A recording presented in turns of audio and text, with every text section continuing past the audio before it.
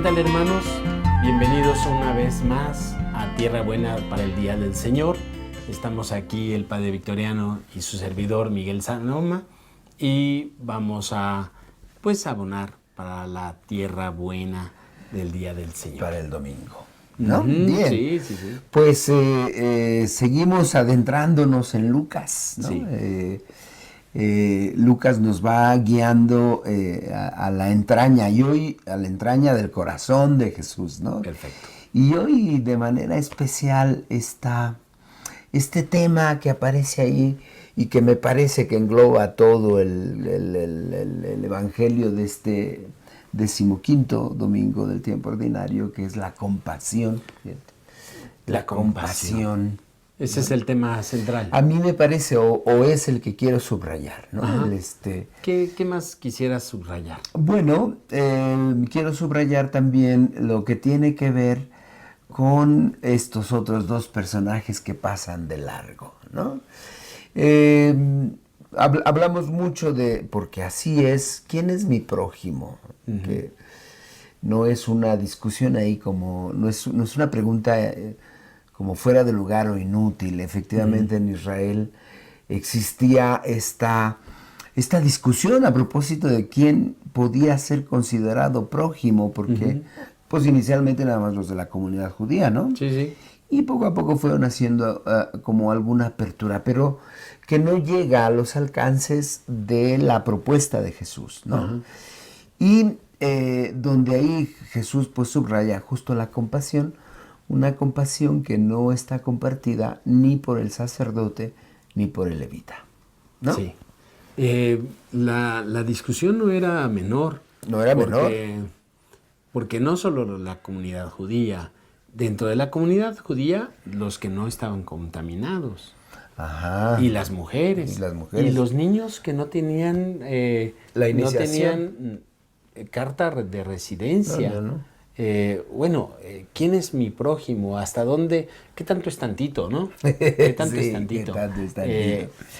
Es una discusión que nos libra de muchas responsabilidades. Y este es el punto. Jesús vuelve a ponernos de frente a nuestra responsabilidad. Porque además, yo creo que estarás de acuerdo en que es una reflexión que es más que actual. Sí. ¿No? Sí. Es decir, ¿qué vamos proclamando? O si surge la propuesta evangélica, o a lo mejor no. Híjole, en esta época de tantas exclusiones, de tantos descartes, estamos viviendo en México una nueva oleada de racismo. Sí. ¿Quién es mi prójimo? ¿El guatemalteco o solo los mexicanos? ¿Solo los mexicanos? ¿Solo el mexicano de al lado que vive en el mismo código postal que yo? O el güerito, o el que tiene lana. El que tiene más formación académica, o el que tiene algún pariente en Europa, o ¿no? El árbol genealógico. ¿Qué tanto es tantito? Muy bien. Pues vamos a entrarle con el Evangelio de Lucas. Si quieres, intento leer. Dale. Del Evangelio de Lucas, en el capítulo 10, del 25 al 37. En aquel tiempo se presentó ante Jesús un doctor de la ley para ponerlo a prueba y le preguntó: Maestro, ¿qué debo hacer para conseguir la vida eterna? Jesús le dijo: ¿qué es lo que está escrito en la ley? ¿Qué lees en ella? El doctor de la ley le contestó: amarás al Señor tu Dios con todo tu corazón, con toda tu alma, con todas tus fuerzas y con todo tu ser, y a tu prójimo como a ti mismo. Jesús le dijo: has contestado bien, si haces eso, vivirás. El doctor de la ley, para justificarse, le preguntó a Jesús: ¿y quién es mi prójimo? Jesús le dijo: un hombre que bajaba por el camino de Jerusalén a Jericó cayó en manos de unos ladrones, los cuales lo robaron, lo hirieron y lo dejaron medio muerto. Sucedió que por el mismo camino bajaba un sacerdote, el cual lo vio y pasó de largo. Y de igual modo, un levita que pasó por allí, lo vio y siguió adelante. Pero un samaritano que iba de viaje, al verlo se compadeció de él, se le acercó, lo ungió sus heridas con aceite y vino y se las vendó. Luego lo puso en su cabalgadura y lo llevó a un mesón, cuidó de él. Al día siguiente sacó 2 denarios y se los dio al dueño del mesón y le dijo: cuida de él, y lo que gastes de más te lo pagaré a mi regreso. ¿Cuál de estos 3 te parece que se portó como prójimo del hombre que fue asaltado por los ladrones? El doctor de la ley le respondió: el que tuvo compasión de él. Entonces Jesús le dijo: anda y haz tú lo mismo. Anda y tú haz lo mismo. Bien, como sabes, el paralelo de Mateo pues va más o menos por la línea de Lucas, a diferencia del de Marcos, ¿no? Que ahí la cuestión de la pregunta es ¿cuál es el principal de los mandamientos? ¿No? Uh-huh. ¿Cuál es el más grande de los mandamientos? Y aquí es, ¿qué debo hacer para obtener la vida eterna? ¿No? Tú ya en algún video nos explicabas cómo la vida eterna es una realidad que se experimenta desde aquí en la medida en que se realiza el encuentro con Dios. Uh-huh. Que el encuentro con Dios en la persona de Jesús, porque uh-huh. esta es la característica fundamental de la vida cristiana, ¿no? Y bueno, surge ahí este acomodo que hace Jesús de los mandamientos, recordando el Shema, ¿no? Escucha, Israel. Como siempre me ha parecido esta característica importantísima, así como entendemos la escucha, como hacer el espacio para que el otro acontezca. En uh-huh, este caso, uh-huh. no es nada más como una norma jurídica, ¿no? Sino la posibilidad de que Dios acontezca en ti. Escucha, Israel, uh-huh, ¿no? Uh-huh. Entonces el Señor es uno solo, el Señor. Bueno. Y este pequeño diálogo que presenta Lucas, pues ya nos da como la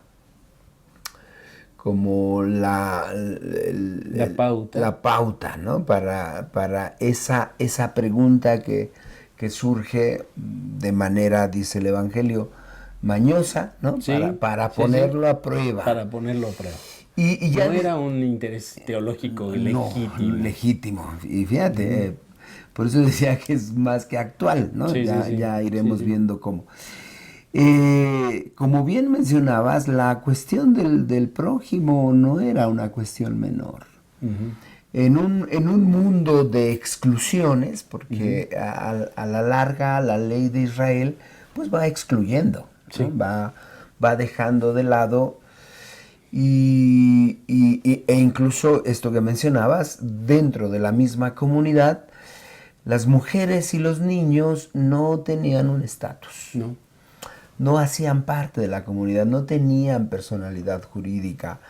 Lo veíamos a propósito, no, aquí no hemos visto lo del divorcio, ¿verdad? Pero ya llegará. Pero ahí, por ejemplo, es muy claro que la mujer no tiene ningún derecho. Pues era un traste viejo. Era como parte del ganado, uh-huh, ¿no? Uh-huh. Y los niños también, así como animalitos. Sí. Los niños, mientras que no crecían, tenían un índice pavoroso de mortalidad. Ajá, el 50% de los niños moría antes de un año. Y de ese resto, no me acuerdo de la cifra, pero la mayoría moría antes de los 10 años. Sí. Entonces, hasta que no se daba el niño como una iniciación en la sinagoga, no era no considerado. existía, no era parte de la no comunidad. no era digno de mucho desgaste, ¿no? Sí, porque en una de Que esas... los cuidara a su madre. Sí. Y entonces, bueno, los prosélitos, por ejemplo, ¿no? También había la discusión de que si eran prójimo. Bueno, no hablar de los que no hacían parte del pueblo de Israel y que eran perros, Sí, ¿no? sí. Así eran considerados. Sí, y entonces... los prosélitos, para entender, eran los paganos que se querían convertir al judaísmo y que tenían un proceso de catequesis, de formación con nuestros catecúmenos. Como nuestros catecúmenos y pero nuestra iniciación. los prosélitos eran pues admiradores de la ley de Israel, admiradores de la fe de Israel, que todavía no eran circuncidados o no eran iniciados. Porque pues muchas veces los iniciaban a través de un bautismo, como el cristiano. Pero que no eran circuncidados ni eran bautizados. Todavía no pertenecían. Todavía estaban en ese proceso, ¿no? Que por otro lado, entre los prosélitos fue el mayor pegue del evangelio, de la predicación de los discípulos. Pablo llegaba a una sinagoga y los que lo seguían no eran los judíos tradicionalistas, sino los prosélitos, que veían que la predicación de Pablo tenía un plus, ¿no? Con respecto a la ley de Israel. Perdón, pero te... No, clarísimo, porque justo, digo muy bien, porque justo de alguna manera lo que revela en el evangelista es la tensión entre la iglesia y la sinagoga, ¿no? Hay una tensión ahí que solo se resuelve en la diaconía, ¿no? En el servicio. Y entonces, por eso no es sin importancia la discusión sobre ¿quién es mi prójimo? Sobre quién es mi prójimo, ¿no? Es decir, en quién me confronto, quién es también, podríamos decirlo, también criatura de Dios hecho a imagen y semejanza. Y ahí la visión judía en muchos sentidos pues era muy excluyente, ¿no? Y va descartando, ¿no? Si bien la profecía era que la salvación llegaría a través del pueblo judío, ¿no? Pues el pueblo judío hacía todo lo posible por no contaminarse, ¿no? Por excluir. Y el enfermo, el que estaba en desgracia, como tú ya decías, ¿no? Las mujeres, los esclavos, así, ¿no? Y la exclusión principalmente es una arrogancia, ¿no? Sí. La exclusión es como un espejismo de superioridad, ¿no? Porque el pueblo de Israel tenía una ley que lo iba a hacer feliz y libre. Y esa ley fue utilizada por los hombres poderosos para encadenar, para excluir y sentirse superiores. Sí. Y bueno, pues ahí está, ¿no? Es un poco también el modo en que se vive Israel, sobre todo estos sectores sionistas, ¿no? De restauración, del pueblo. Y no solo los sionistas, sino los ortodoxos y bueno, es un cúmulo de diferencias que hacen que pues el pobre, el desvalido, no tenga lugar en la sociedad. Y entonces, bueno, por eso esta tensión o este camino nuevo se abre a partir de la compasión, ¿no? Así es. Una compasión que no distingue, que no excluye, que no descarta. El evangelista no dice si es judío o no. No. Pero un hombre. Pero sí subraya que es un samaritano, ¿no? Y los samaritanos... En ese sentido, sí era judío. Bueno, era del pueblo de Israel. No. No era judío. No era judío. El herido. No era judío. El herido. Ah, el herido. Un hombre. Un hombre. ¿Quién sabe qué identidad tenía? Sí. Igual y podía haber sido también un levita que regresaba del servicio. Del servicio. Si hubiera tenido facha de rico, yo creo que lo hubieran auxiliado. ¿Quién sabe, Miguel? Porque ahí la cuestión es, también es una cuestión de pureza, Sí, ¿no? sí. ¿A quién asaltan? Pues a uno que tenía más o menos. Ahí en ese camino hacia Jericó, pues era un lugar donde se acechaban los maleantes. Hay mucho desierto, mucho desierto. Y entonces, pues claro, algún distraído que tenía pues algunas posesiones, ¿no? Ajá. Por supuesto no era un riquísimo porque debía haber tenido un séquito, ¿no? Sí. Pero pues sí tenía que robarle. Bueno, el celular. El Android. El Android, el iPad, ¿no? No, el iPad es muy feo. Bueno, Sí. Un celular. Sí, ¿no? un celular. Un smartphone. Sí. Pero fíjate, entonces lo que subraya el Evangelio es que samaritano no hace distinción. No se fija. Y se comporta de verdad de una manera compasiva, es decir, se duele con el hombre herido, caído, lo han de haber molido a palos, ¿no? O sea, pues sí. Estaba ahí. Estaba al borde de la muerte, dice el Evangelio. Al borde de casi la muerte. muerto. Por eso decía que era una cuestión también de pureza, ¿no? Es decir, si tú vas al servicio, al templo, ¿no? Pues tú no te contaminas con un moribundo. Fíjate que es interesante que el Evangelio de Lucas nos dé la geografía. Venía de Jerusalén, es decir, había salido. Había salido, claro. Y la práctica de los sacrificios, que eran rituales de pureza y de rituales de restitución de los pecados, no le sirvió de nada. No le sirvió de nada. Si hubiera sido al revés, probablemente se explicaría porque tenían que hacer muchas abluciones y no podías tocar la sangre. Y entonces era un horror ver a una persona molida a palos yendo a prestar tu servicio. Pero la geografía, la ruta que nos da el Evangelio es de Jerusalén a Jericó. Su servicio. Sí, porque va bajando, efectivamente. Sí. Va bajando. Y entonces, la cuestión, dice Castillo, un autor que hemos citado en alguna otra ocasión, dice que el verdadero tema está ahí. ¿Qué pasa? Tú decías, no le sirvió de nada el rito propiciatorio, el perdón de los pecados, el sacrificio, porque dice... este modo de vivir la religión es algo devastador, dice. Déjame leerte la frase, me la anoté porque está muy interesante la frase. Dice, la fiel observancia de los ritos religiosos produce un efecto devastador, ¿no?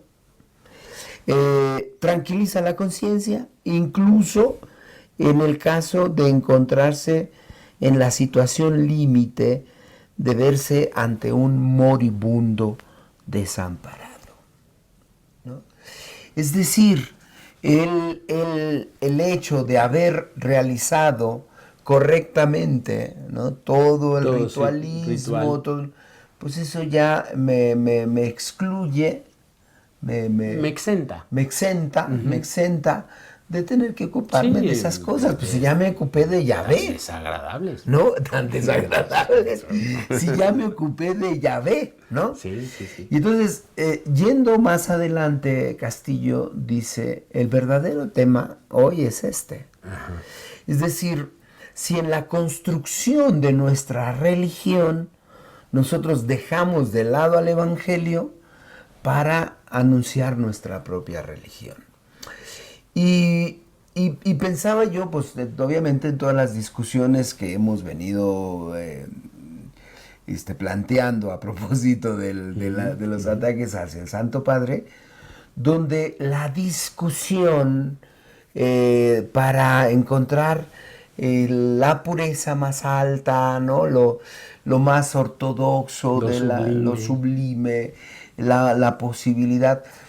En realidad se trata de una construcción de una religión de puros, Ajá. que por supuesto los humanos sabemos que eso nunca va a ser posible. No hay un grupo de puros. Hay personas que fingen bien. Eso, ¿no? No son puros, los que engañan bien, o los que engañamos bien, porque como hablando así me ofendes a mí también. También, maestro, o como que engañamos bien. O que no han cachado, decías tú alguna vez, ¿no? No nos han cachado. O que no nos han cachado. Por puritita misericordia, porque no es la habilidad. Ajá. Pero, y entonces ahí la cuestión, el central debe ser otra. Sí. No puede ser la observancia fiel, dice Castillo, ¿no? La observancia fiel, escrupulosa en muchos sentidos, ¿no? De los ritos, de las ordenanzas, de las rúbricas litúrgicas, sino la compasión. El resultado de eso en la caridad. El resultado de eso en la caridad. Porque de otra manera nosotros asistimos a una iglesia que en el que no siempre resplandece el Evangelio. Y si estamos muy ocupados en la ejecución perfecta de un ritualismo. Solo ocupados. Solo ocupados. Pero también de más, Miguel. Sí, yo lo entiendo, pero para salvar las conciencias, solo ocupados. Bueno, sí, un ritualismo. Quizá tenga razón, cuando se ocupa solo, pero digo, por ejemplo, a mí me gusta la liturgia bien celebrada, sí, con tú todo sabes que a mí también. Con todo el show y los humitos, sí, ¿no? Sí. Pero si eso está por encima, es la cuestión del sábado, ¿no? Ajá. Si eso está por encima de el encuentro con el otro, ¿no? De la compasión, del acompañamiento, del servicio. Padecer con. El padecer con. La compasión es una palabra compuesta. Sí. El padecer con. Y entonces esta solidaridad también en el dolor, en el sufrimiento, en la desgracia. Porque el efecto, o más bien, lo que hace Jesús es poner patas para arriba del sistema, porque justo todos los excluidos, ¿no? Son los más importantes en el reino. Son los más importantes en el reino, y es ahí donde se realiza el encuentro, ¿no? Tanto que Jesús lo dirá ahí en Mateo de manera clarísima, esta sacramentalidad de los pobres, ¿no? Donde Jesús está ahí. A mí me lo hiciste, ahí estoy yo, soy yo, ¿no? No es otro, soy yo. Y entonces, obviamente, sí, la compasión ante el hermano caído. Y aquí hay que decir que estamos autorizados a pensar que es cualquier situación que haga que la persona caiga, ¿no? Así es. Porque ahí pues podríamos hablar de una desgracia, de una enfermedad o del pecado mismo. Porque a mí me venía a la mente leyéndolo este video que hicimos a propósito de los arepescadores. ¿No? De sacar la donde gente.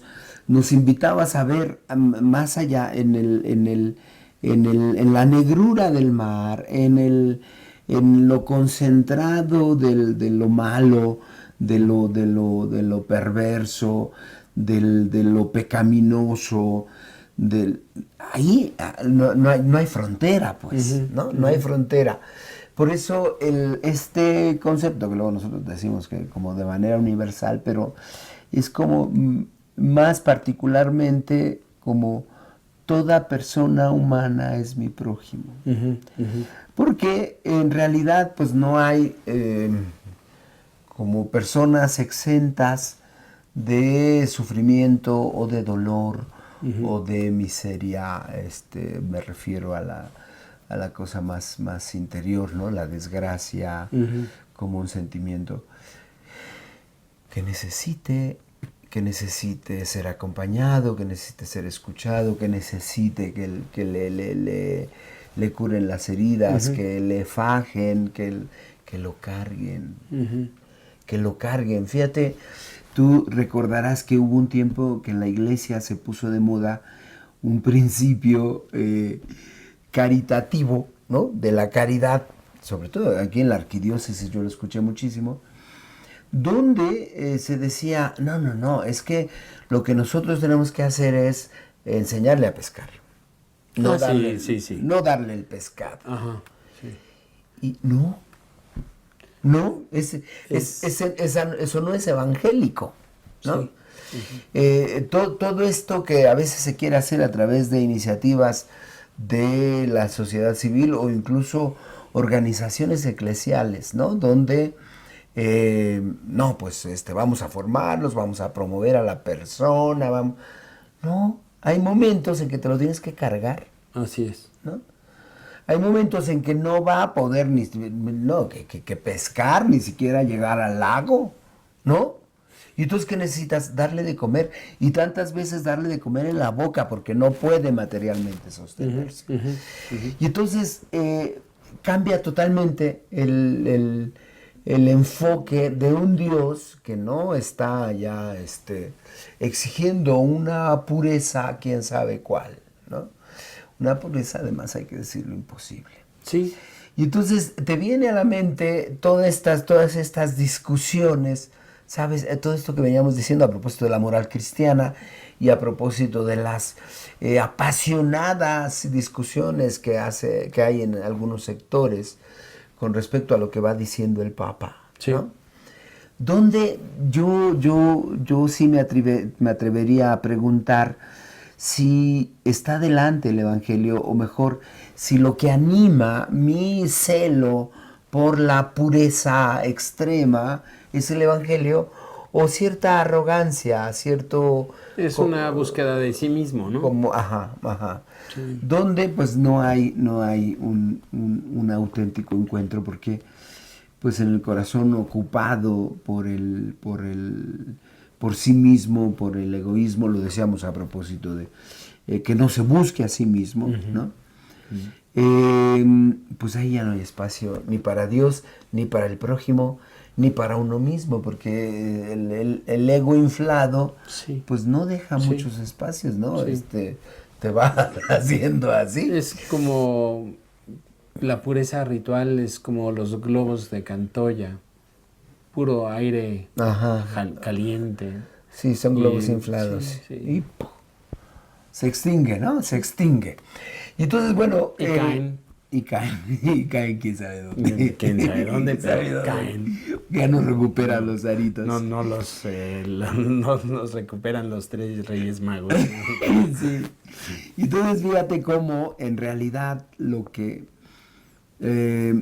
pasa es con una religión así, es que anula el Evangelio, ¿no?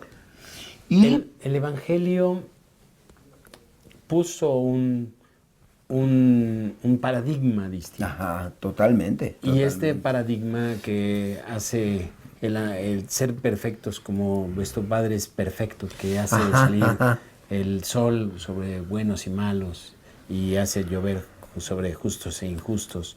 Esta es la universalidad del pensamiento que nosotros tenemos que tener. Y el regreso a los paradigmas antiguos es muy fácil porque es muy, muy comprometedor pensar en este amor universal. Te complica mucho la vida, ¿no? Sí. Va uno por la vida como confrontándose a cada rato. Totalmente, ¿no? Sí. Y bueno, no solamente confrontando, sino que también te complica porque, pues, como decíamos alguna vez que vimos a alguien cuidando sus plantitas, ¿no? Es decir, pues a veces, pues ya, y te dedicas mejor a tus plantitas y le pones agüita y las podas y mientras tanto vas leyendo tu breviario y tan, ¿no? Y por eso nos cuesta trabajo entrarle, ¿no? Por eso me cuesta trabajo entrarle, porque vivir en la lógica de la misericordia, de la compasión, de la bondad práctica, de la diaconía, del servicio, pues me complica. Y mientras más próximo, más difícil, ¿no? El prójimo, la palabra lo dice, el próximo. Pues no es mi prójimo una persona en Estados Unidos, ¿no? No es mi prójimo el Papa Francisco. Ay, qué bonito. No, pues está, la otra vez dijiste cuántos, 14,000 kilómetros. De distancia. Ni al caso. No es por mi prójimo los católicos de Siria. Bien, mi prójimo es el que tengo cerca. El que y ahí tengo está más complicado. Que cargar, que educar, que aportar, ser generoso, hasta cansarme, ¿no? Sí. A esta persona la montó el samaritano en la cabalgadura.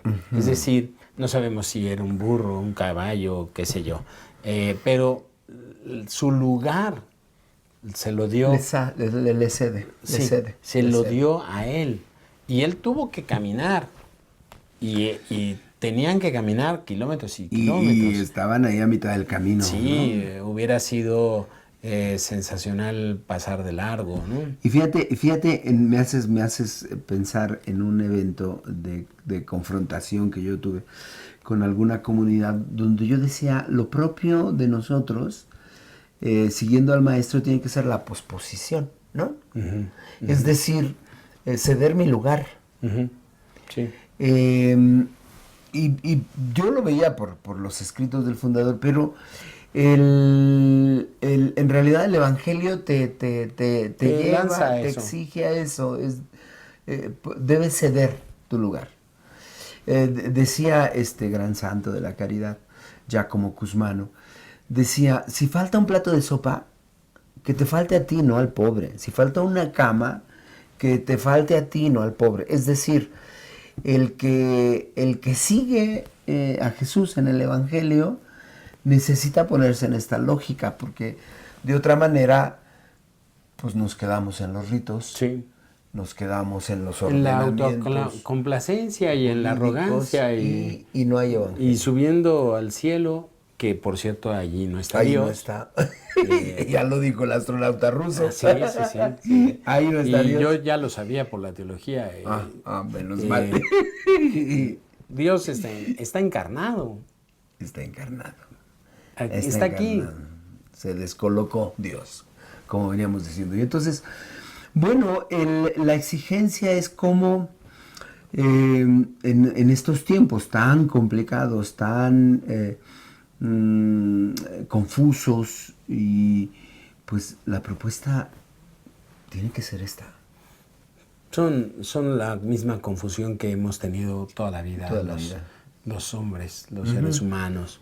Es una confusión querida, es una confusión optada, porque es más fácil tener la confusión que no tenerla. Claro. Cuando no tiene uno la confusión, pues no te puedes estar escudando detrás de pero cuando tienes confusión, ¿quién es mi prójimo? ¿Quién es mi prójimo? ¿No? Defíneme. Después del amoris laetitia, el pecado ya no es pecado, ¿no? Ajá. Los dubia. Los dubia, ¿no? Es decir, hay una opción. Confusión. Es una opción. Querida. Sí. Donde pues nos quedamos más cómodos en nuestra religión. Y nos cuesta mucho entrarle al Evangelio. Muy bien. Pues ahí está, amigas. Muy amigos. bien. Quiero agradecer, bueno, hay mucha gente que nos escribe en los comentarios. En la página. En la página. Sí, También en los chats personales, Sí, los sí. mails personales. Sería absurdo decir todos los nombres, pero le agradezco a Malú, a Elba, a Maru, Maru, sí. Andrés Chaboya, que Ay, me padre escribió a Andrés. las 4 de la mañana un Sí. recadito muy bonito. Yo estaba despierto, curiosamente, Ah. y lo leí a las 4 de la mañana. Andrés, duerme, por favor. Sí. Muy bien, pues queridos hermanos, aquí se termina este episodio y los esperamos en la próxima. Denle like si les gustó y si les parece útil. Escriban unos comentarios si hemos quedado cortos en una explicación. Por supuesto que la ampliaremos, les ampliaremos las dudas. Las dudas. Pues denle like y suscríbanse los que no están suscritos porque nos hacen mucho bien. Y también inscríbanse al Instituto de Teología, que pues la lámina final les dice cómo. Bendiciones.